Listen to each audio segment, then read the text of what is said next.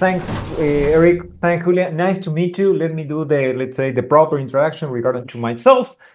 Besides the fact, as Holo mentioned it before, I'm an illustrator, so a comic book, let's say, creator. I have my own run, for at least 12 years, something like that. I mean, my own run here in Argentina, 12 comic books regarding shop comics. It's about a superhero that are looking for a shop.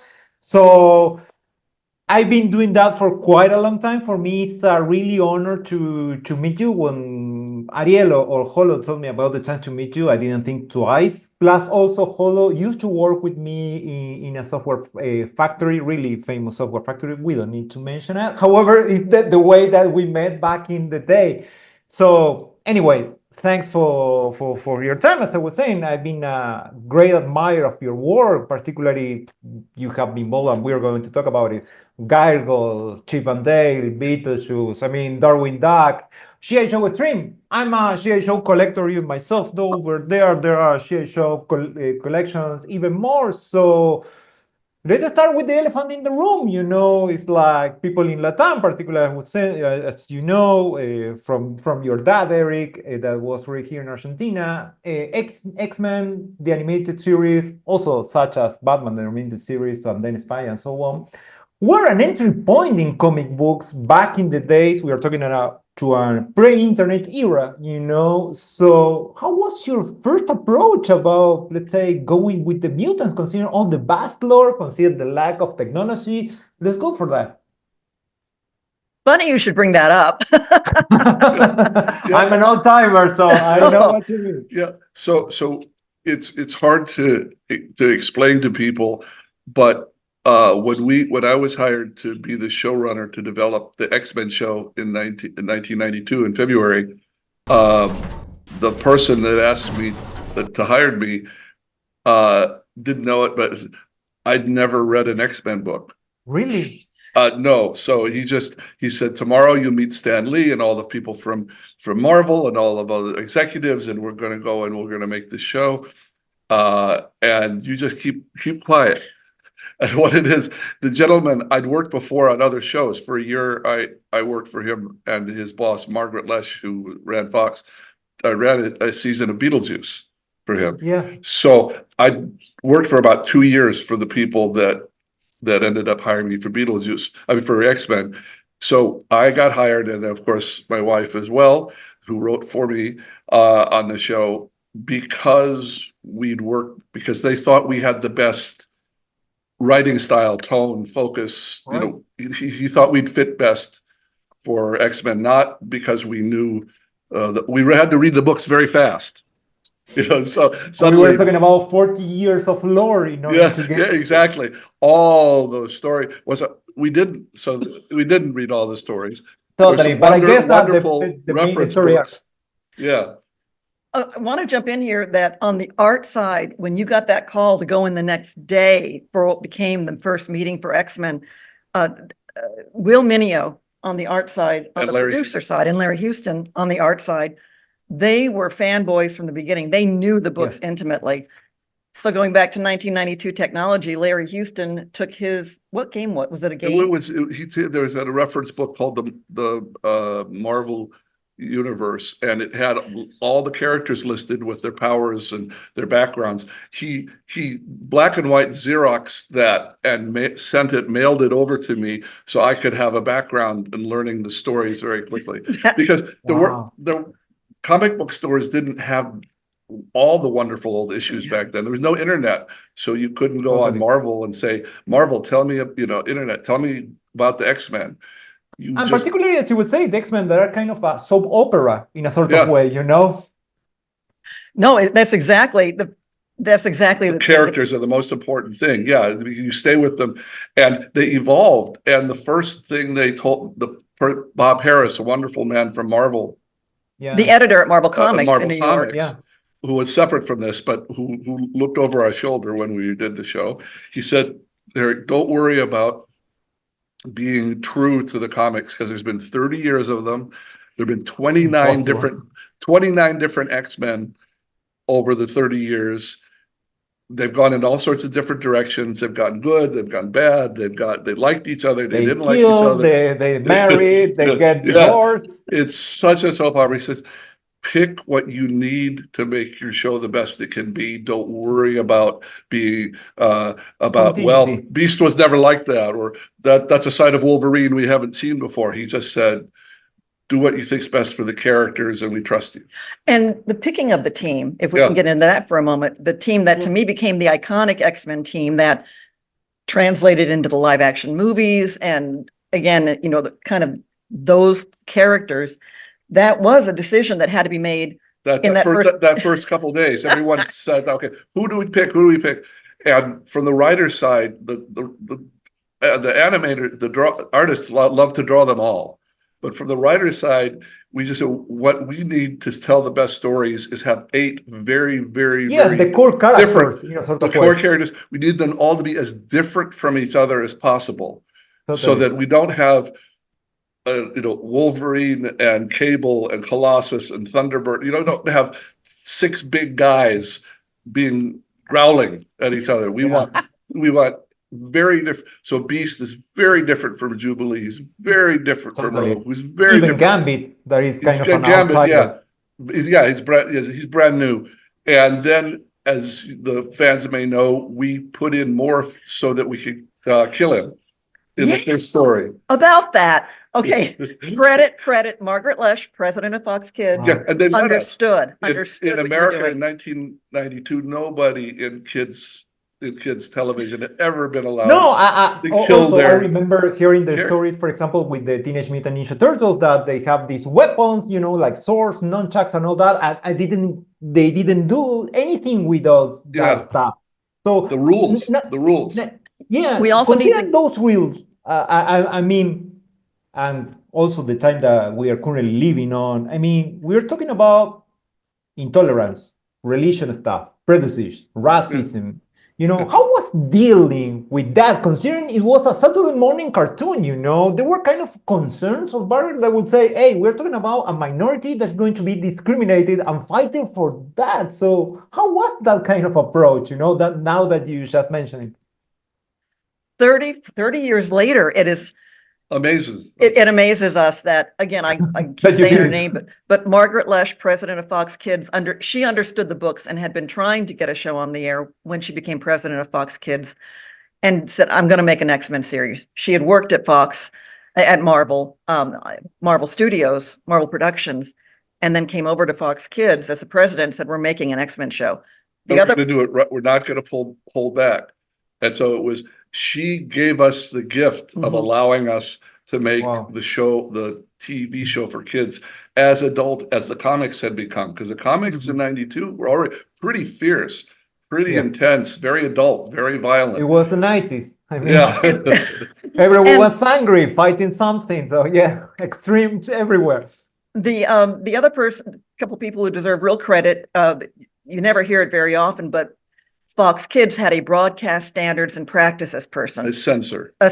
whose word was law, and if that person didn't want something on air, it was never going to happen. And when you and Mark Edens, your head writer, determined that in order to prove that the X-Men We're serious. were serious, it was a hero's journey, and you determined that you needed to kill one of them, it's like, good luck.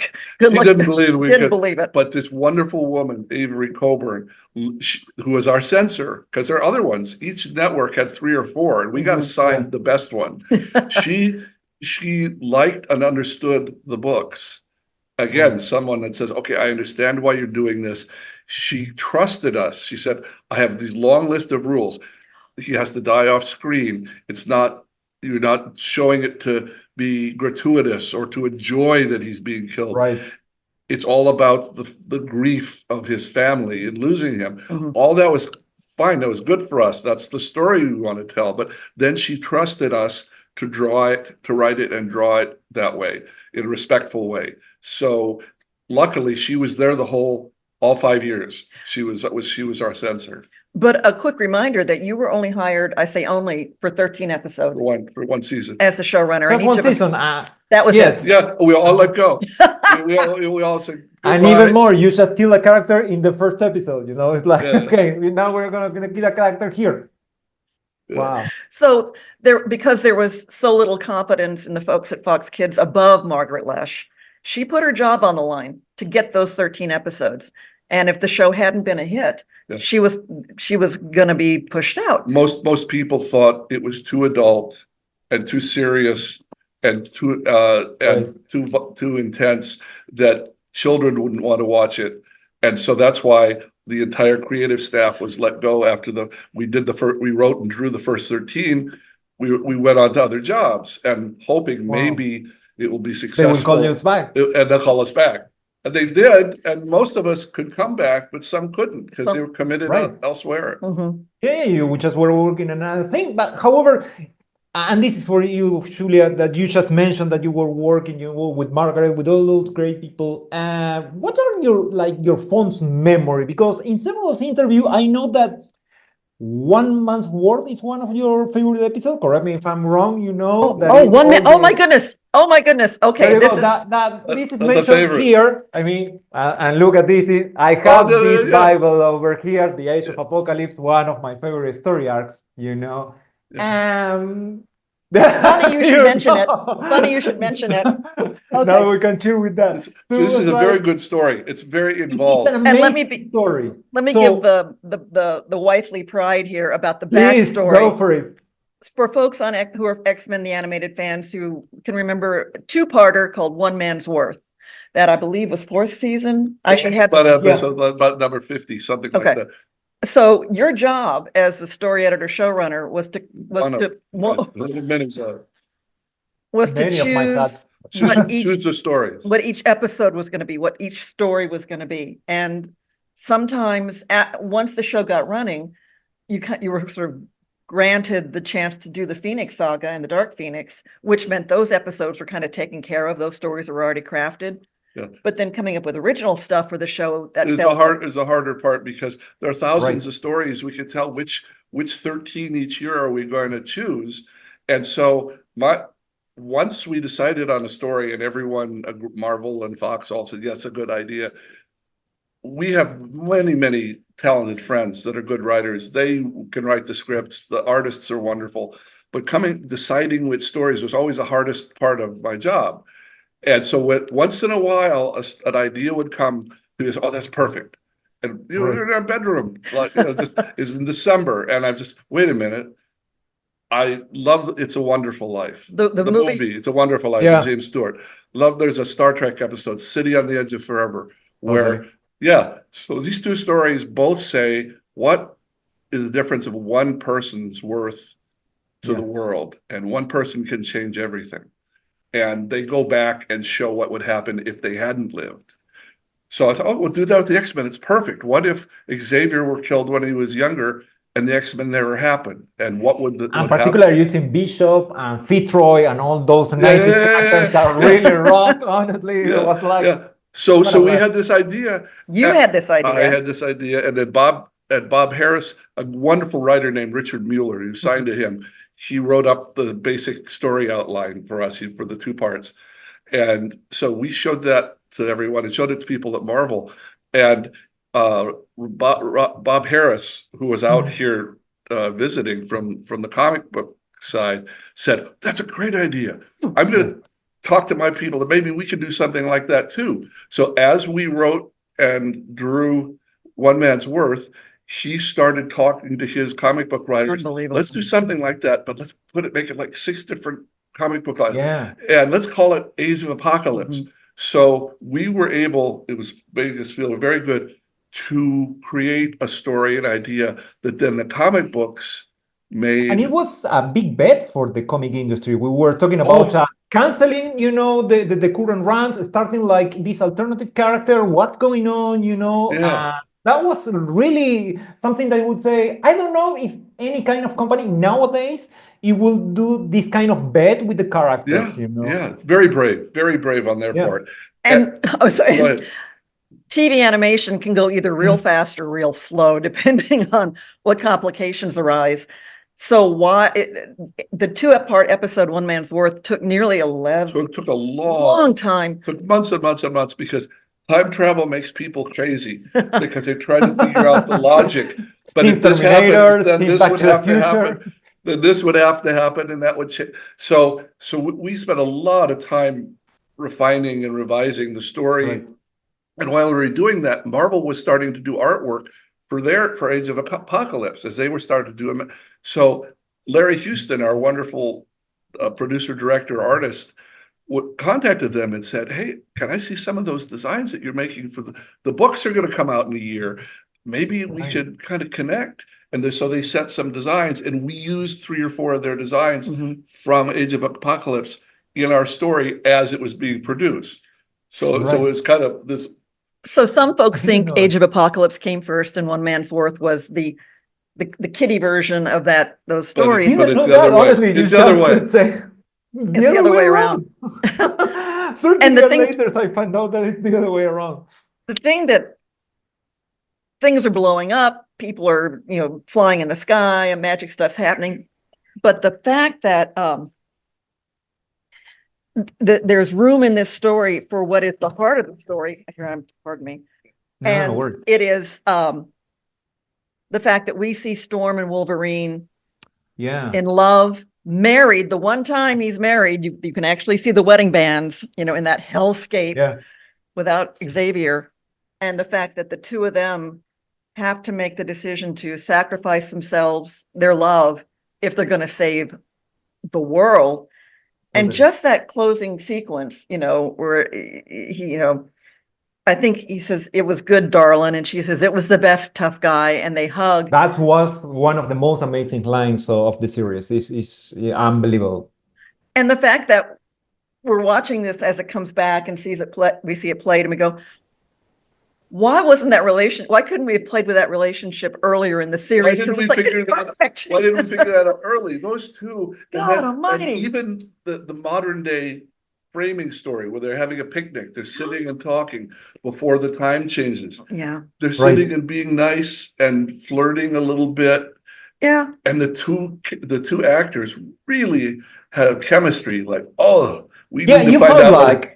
No. I totally agree. As I was saying, maybe it was for the best because kind of, as you were saying, when you saw that, let's say, last frame of the two of them together, it was like, man, it had, I can say like more impact rather than Scott and Sheen. It's like, okay, Scott and Sheen all the time screaming into each other. In this case, it was like once in a lifetime, and it was, maybe, Yeah, no, I would appreciate that you felt that way about it too, because here we are talking with you about it 30 years later, and it's like, oh my God, Wolverine and Storm are so perfect in that. Now that you should mention Wolverine and working with the staff and the people from Marvel and all that, I know that Len Wein, co-creator of a character such as Swamp Thing, Nightcrawler, Storm, and obviously Wolverine, a legend in the media that sadly passed away a couple of years ago, were involved with you. In several, let's say, episodes, particularly focused on Wolverine. How was dealing with that? I mean, we're talking about a guy who has knives on his hands, who is grounded, and he doesn't know anything about his past. How was, like, the approach with Len, that comes from a comic book video? It was wonderful. But just, again, go all the way back to 1992. The comic book world was in New York City. Marvel Comic Books was in New York. Animation production was happening in Los Angeles. There was a 3-hour time difference. Phones went off at 5 o'clock on Friday. There were no cell phones. It was very bifurcated. We were here and everyone else was there. So we really didn't think about the idea maybe we could hire a comic book writer because we didn't know any were out here in Los Angeles, and you couldn't really work on the internet. You couldn't really send files back and forth. There was no internet. But then we discovered after about we were finishing the first season that Len was out here, and we knew who he was. He's Len Wein. Because of all the characters who created. He created half of our cast. Totally. And so I gently called him and said, hello, Mr. My name's Do you Eric have Lee." anything to do? Yeah. By the way, we just did one season of the X-Men TV show. It was very successful. I didn't realize that you were out here. Would you care to work with us? And he was the nicest, most easygoing, most generous man. And he ended up doing 4 wonderful scripts for us. Yeah.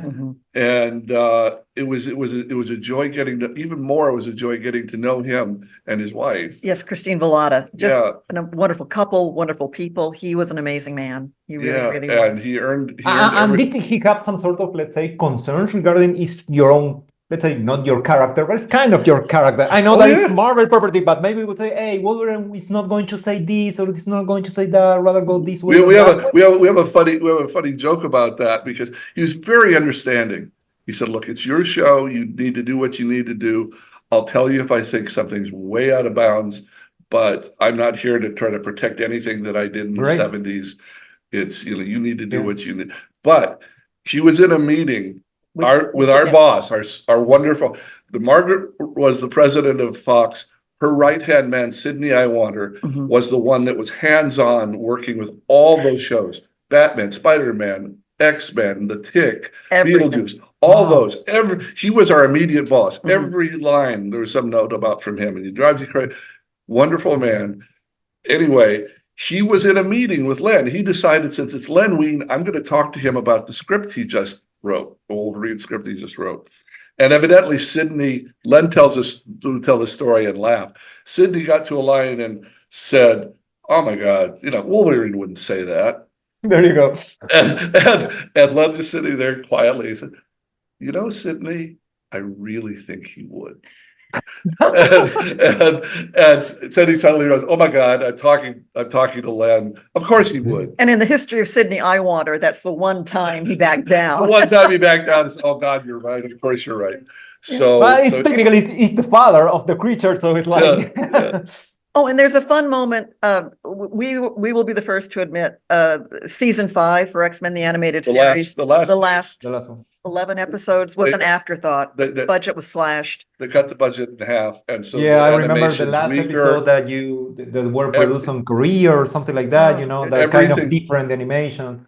Everything's weaker. All the editing, the sound, everything was cut back. But there are some very, very strong stories in that last season. And Len, we asked Len if he'd do one more before we were done, and he said, well, only if I can use Captain America. And we weren't allowed. There were laws. We couldn't use anybody from all the rest of the Marvel universe. Was just because you have the Marvel Action Hour with Iron Man, the Fantastic Four, and Spider-Man and all that. And I remember during the Phoenix Saga that you can see the clip from Spider-Man, doing this, or you can see War Machine flying over there, but it was like a brief thing, and that was illegal. It was a cheat. It was a cheat by the artists. No, it was a genius cheat by the artists once they figured out how to get. But we'll get back to the Easter eggs in just a moment. But I want to Len Wein with Captain America, an episode called Old Soldiers. Yeah. And again, we'd never gotten permission. You'd never gotten permission. So Len called. It took him a couple of weeks to get the lawyers to talk to each other. It cost a little bit of money, but they said, okay, you can use Captain America for one story because Len asked. And if you go back and watch that episode, and it is something Len Wein, the father of Wolverine, wrote, there's a moment where Wolverine and Captain America are facing a cliff, and they have to get up it real quick. And Captain America opens a backpack, hands Wolverine rappelling hooks, and they start going up the side of the mountain. And Wolverine makes some line, good idea. His feeling is that Wolverine does not have bone claws. Wolverine only had some as a result of the adamantium he received. After, the Department H and all that stuff. Yeah. You can argue what you want, but that's what he told us. But there are two very strong... I didn't know that. Over the 60 years of X-Men... 50 years of X-Men stories since Wolverine came along. There have been two lines of thought. Some people think, he has natural bone claws that got adamantium put over them. And others that think when he got adamantium put on his skeleton, they added the claws. And that was Len's original intent. that there were no natural claws in him. He just Wow. had his healing factor until he got messed with by Weapon X. That was Len's position. Amazing. I didn't know that kind of approach. 30 years later, here we are. No, it's amazing. Now that we are talking about one of the biggest, let's say, properties nowadays, because back in the day, as I would say, the Avengers were the underdog for Marvel. Let's be real. Yes. I mean, mutants were over there, and to like the Avengers was kind of, man, you like the Avengers, but it's another team. What happened with Avengers United they stand? Because you were the showrunner over there, why they couldn't make it back in the day? It was kind of, let's say, the superhero fatigue, network decisions, toy sales. We'll take the hit, but everything that went right on X-Men went wrong on that particular got series. Terrible executive, Ooh, okay. terrible censor. But the most important problem was Marvel was trying to decide what to do with all their characters Right, at that time. And Marvel. I remember that Marvel was kind of feeling the bankruptcy. Had just gone bankrupt, and so now they're putting themselves back together. And so we asked, Avengers, this could be very exciting. Said, well, but we don't want you to use Thor because we're going to save him for his own series. Okay. And we don't want you to use Iron Man because we're going to save him for his own series. And we don't want you to use Spider-Man. And we don't want you to use Hulk. So they list like this first 7 Avengers that you think of that you want to write stories for. Right. And so we said, so what we were writing for Ant-Man. The B-listers back in the day, such as Wolverine, Vision, and all that. Those were the B-listers. So we from the beginning, we disagreed completely, but it's okay. We're good soldiers. You hired us to supervise this. We'll do the best we can, but we obviously don't take much pride in the way that show turned out, because any fan that wanted to watch the Avengers is going to be missing almost all the Avengers.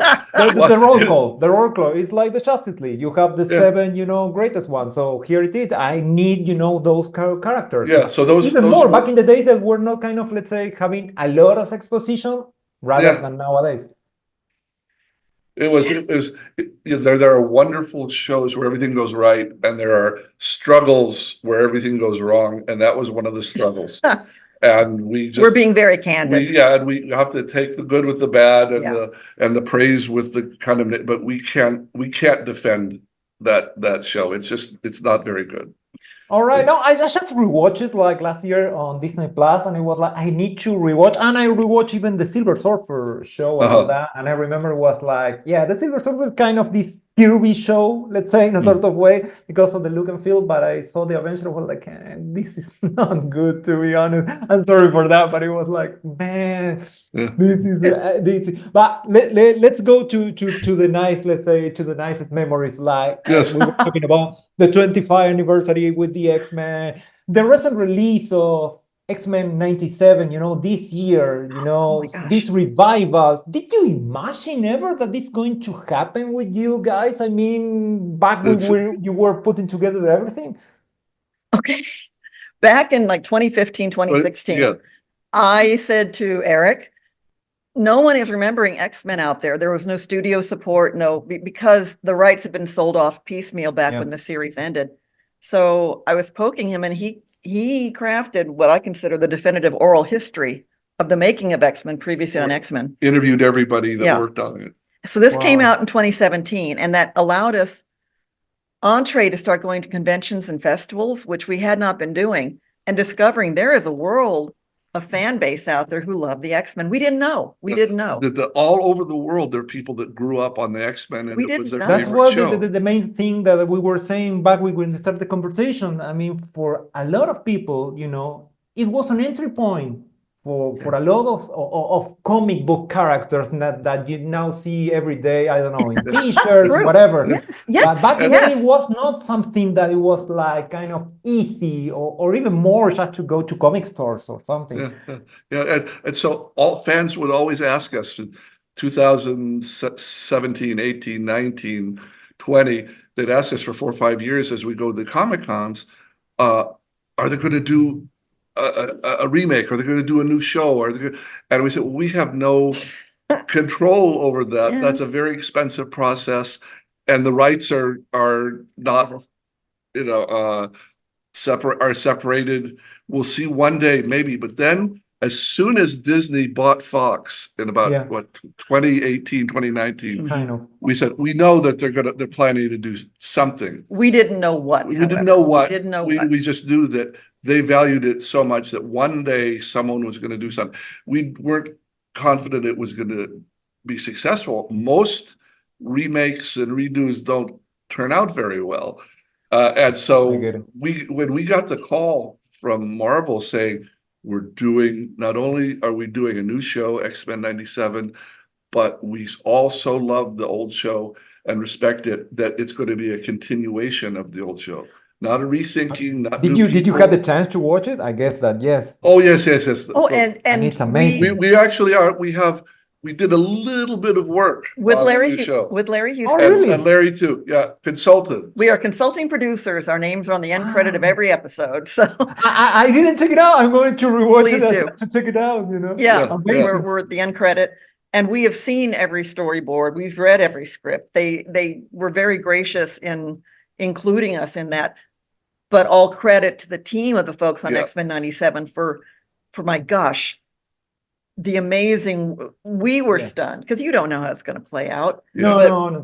I went with low to. I know that this sounds kind of a fanboy, but I went with low expectations, and suddenly it was just a slap in the face. Just hearing the theme song, that it was almost the same, even heavier, and it was like, this is it. I just grew up with these guys. They're back in action. And the stories they choose to tell the stories the way they can tell the stories. We laugh sometimes just watching the beauty of the animation. Go, oh, that's what we would have done if we had time and money back in the 90s, because we didn't. But they do, and they're pushing pedal to the metal. It's gorgeous, and the stories feel so heartfelt to me. Totally. Yeah, and it's all people your generation that got together. Everybody around late 20s through late 30s was the group of 100 I was that made this new show. Sharing fond memories from my childhood with a couple of friends or people that maybe they're not like comic book related, but know some characters suddenly out of the blue. Oh, there is Colossus. Oh, there is Nightcrawler, and that was kind of a hit. Suddenly it was like, hey, this did something with our generation, So it's amazing that nowadays we're still talking about this. So considering that, what is your next adventure? I mean, you were talking about X-Men 97, maybe it's X-Men 98, maybe it's Spider-Man, the animated series, The Return. What is on your, let's say, desk nowadays? If you can spoil Yeah, what we can say, because we have signed a non-disclosure agreement with Disney Marvel that is bigger than that X-Men Age of Apocalypse book. Okay, just to give you a perspective there. But what they have announced and what we can verify is that they are doing a second season and already greenlit a third season for X-Men 97. It'll still be called X-Men 97, but it'll be advancing, and it's taking it'll take a while. The scripts are basically written for number 2, and they started on number 3, and so they're in animation, and so Marvel is so happy with what the folks did on the first season of 97. They've committed to say 2 more full seasons of X-Men 97. So we're involved in that. With Larry Houston, again, as consulting producers, and we can't say another word. No. That's fair enough. It's amazing that we are still talking about this. Yeah. All this time, 32 years later, we're talking about the show we did where most people didn't think it was going to succeed. And so that's now... Somehow it caught people. That happens sometimes. We don't understand. If we knew how to make every show wonderful like this, we'd always do it. But there's a magic that happens. It's not up to you. So tell me, Julia. We mentioned earlier about you were told you had 13 episodes for that first season, and that was it. So it was okay. And with the death of Morph, that was a profound moment in that kind of storytelling. But when Sydney Iwater called you to say, hey, guess what? We got a green light for season 2. Isn't this great? Can you come back and be the showrunner again? There was a caveat. Yeah, he said, so we were surprised after all that work with the censor and everyone to be able to kill Morph. Then we get this call say, we just talked to a room full of 9-year-olds. Focus group, love the show. And we asked them who their favorite character was for the first season. And they almost all said Morph. Wow. Did you say like Wolverine or Gambit, the bad, they said Morph. The baddest attitude. And but here's the boss who was all behind us killing off Morph and very much supported us and knew it was important, saying, is there any way you can bring him back? Like in a soap opera. The X-Men, come on. Everyone's come back. Okay. How many times they killed Sheen, From us to you, Morph was supposed to stay dead, and that was authentic. When you crafted the first set of stories, he was supposed to stay dead. And we tell the story. I don't know if you've seen this, but this is the Spanish language version. It's been out now in Spanish language since 2022, and we're thrilled to have been a part of that book. And we got the heads up when Eric's first book came out. You got an email from Marvel Licensing in charge of global licensing, vice president. It's like, oh, they're about to step on us for having written that book. Instead, they said, no, we like that book. Now that we've got the rights together, we want to do the art book, and so they did. Would you like to do the art book? Yeah. So in 2020, the English language version came out with Larry Houston and Rick Hoberg art on the front and back. The original artists did all sorts of original art for the book. My God, all those characters, those amazing villains. Yeah. And then we have learned that this sort of became the kind of a working Bible for folks on X-Men 97. We were able to find original model sheets and things that they have. That's how they got so nice and close to the look of our show. To the look nowadays. Awesome. Even with the new computerized art that they use. Because nothing back then was computerized. It was no. All painted. Yeah, and I mean, as was going to say, considering the time that we are almost there, you mentioned, Julia, Easter eggs, which were like, let's say, the best ones that you would say, oh my God, I put that character over there or that thing over there. As I was saying, War Machine or Spidey. What was like the most beautiful one for you? Okay, here we go. Because there are tons. You have to pick one. Oh, okay. All right. If I can, I'll try. We're gonna talk, and I'm gonna try and show you. But maybe also Eric. Episode? Yeah. Okay. There's an episode. Okay.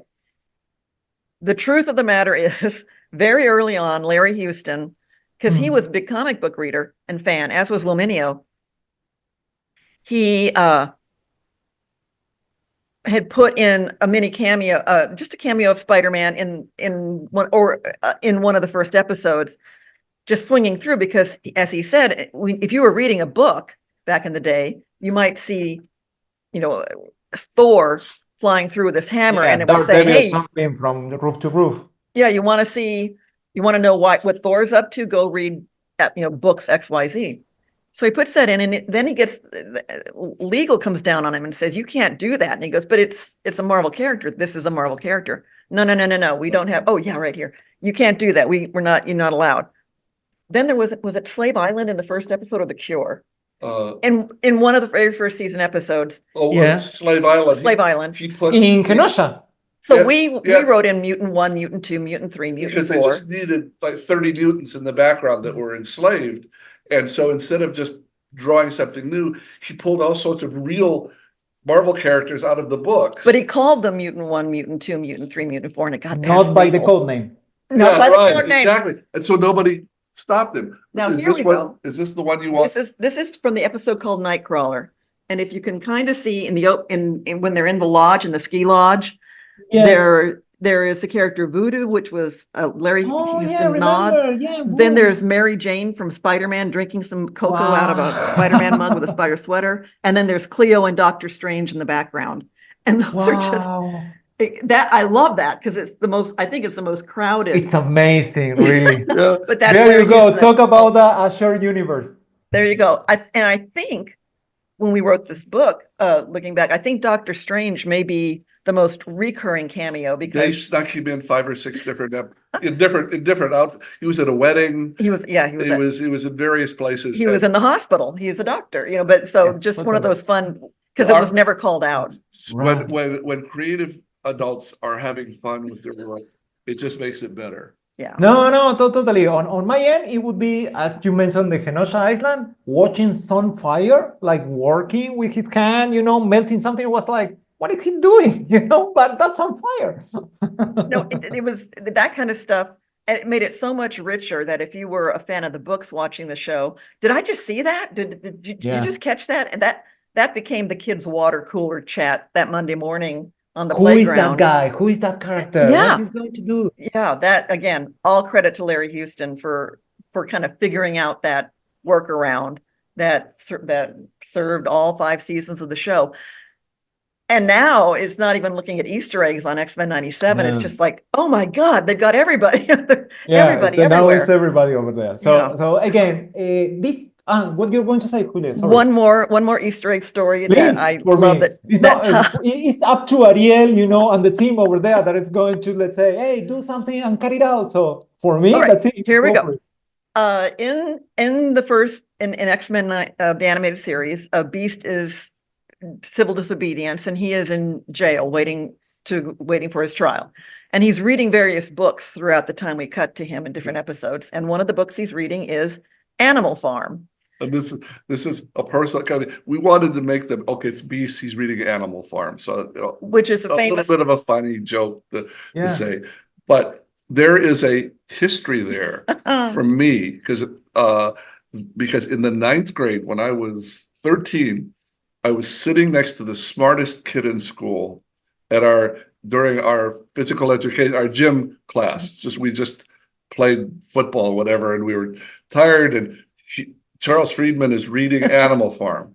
And our coach, our teacher, who was kind of an idiot, walked over and pointed at the guy that was going to be our valedictorian, smartest kid in the school. Said, "Oh, look at old Friedman, he's reading that animal book."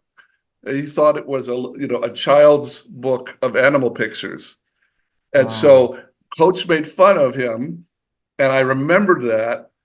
And so in the episode with Beast reading the book, the guards look at that, look at that guy, that mutant in there, he's reading that little animal book. It's from my childhood in Tennessee. A personal inner experience. Inner experience. Fast forward 30 years. Yeah. First episode of X-Men 97, you'd shared that story. That's right. There is a bookshelf. They put my name on one of the books. I'm so excited. They also include... They put Animal Farm on the bookshelf because of that scene. So it's all owed to my friend Charles Friedman when I was 13. Amazing. Honestly, guys, this has been mind-blowing for me, honestly. I was like, putting together the interview, doing the research, but as an artist, as a fan, as an inner child, I don't know. Thank you so much for your time, for the fond memories. Honestly, you rock even more. Magic happens. So again, thank you so much, honestly. Thank you. This has been delightful. We so enjoyed it. Wonderful to talk to you. Yes. Oh, please. I hope to catch more of those Easter eggs now I'm going to rewatch the show, Okay. Thank you. Okay. Thank you. Thank you.